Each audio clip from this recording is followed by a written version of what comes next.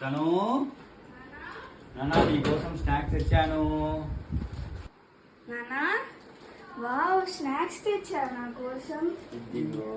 నాన్న నేను చాలా చెప్పా, ఏంటి 2 ప్యాకెట్స్ మాత్రమే తెచ్చావు. నాన్న ఎక్కువ జంక్ ఫుడ్ తినకూడదు. తిన్నావంటే హెల్త్ ఇష్యూ అవుతుంది కాబట్టి అమ్మ నీ కోసం ఏం చేసిందో అన్ని చూడు ఒకసారి. నా కోసం అమ్మ ఏమేం చేసింది చూడు, అమ్మ చూపిస్తుంది కదా. అమ్మా నానా అమ్మ ఏంటి నాన్న 2 ప్యాకెట్స్ మాత్రమే తెచ్చారు. అవునా, నేనే నాన్నకు చెప్పాను వద్దు అనేసి. ఎప్పుడు లేనిది ఇప్పుడు ఎందుకు కొత్తగా మా నేర్చుకుంటున్నావు? కాలేజ్ లో అందరూ ఇవే తింటారమ్మా. ఓకే నాన్న, తినచ్చు, కానీ అన్ని ఇవే తినకూడదు. ఇది తెలుసా, జంక్ ఫుడ్స్ తిన్నాము అంటే హెల్త్ ఇష్యూస్ చాలా వస్తున్నాయి. అందుకనే నీ కోసంగా పూర్తి కట్ చేయడం ఎందుకు అంతగా అడిగావనిసి నీ కోసంగా 2 తెప్పించాను. కానీ నేను ఎంత కష్టపడి నీ కోసంగా ఎన్ని వెరైటీస్ చేశాను తెలుసా? మరి చూపిస్తాను రా. Wow, interesting. చూడానా, ఇవన్నీ నేను నీ కోసంగా ఎన్ని చేశాను. అన్ని హెల్తీ డ్రై ఫ్రూట్స్ లడ్డు చేశాను, హోటల్ చేశాను. చూడు, ఇవన్నీ కూడా పొడులు నాన్న. ఇవి చాలా మంచి హెల్తీగా ఉండేటటువంటి పొడులు చేశానన్న.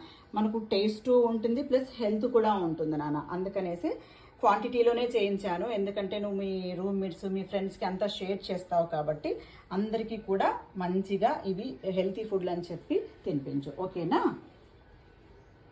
ఓకేనా? ఓ థ్యాంక్ యూ సో మచ్ అమ్మ, నాకు చాలా నచ్చాయి. థ్యాంక్ యూ బంగారు తల్లి. ఎంత సాధ్యమవుతుందో అంత మీరు కూడా బయట ఫుడ్ ఎక్కువ తీసుకోకండి. ఎందుకంటే డీప్ ఫ్రై చేసినప్పుడు ఆయిల్ ఎవరు కూడా చేంజ్ చేయట్లేదు. అదే ఆయిల్లో అన్నీ కూడా ఫ్రై చేస్తూనే ఉన్నారు. సో అలాంటి ఆయిల్లో మనం ఫ్రై చేసినట్టు ఫుడ్ తీసుకోవడం వల్ల ఎంత పాసిబిలిటీ అవుతుందో అంత బయట ఫుడ్ తీసుకోవడం అవాయిడ్ చేయండి. అలాగనే హోమ్ మేడ్ ఫుడ్స్ ఇంట్లో తీసుకునేది మంచిగా తీసుకోండి.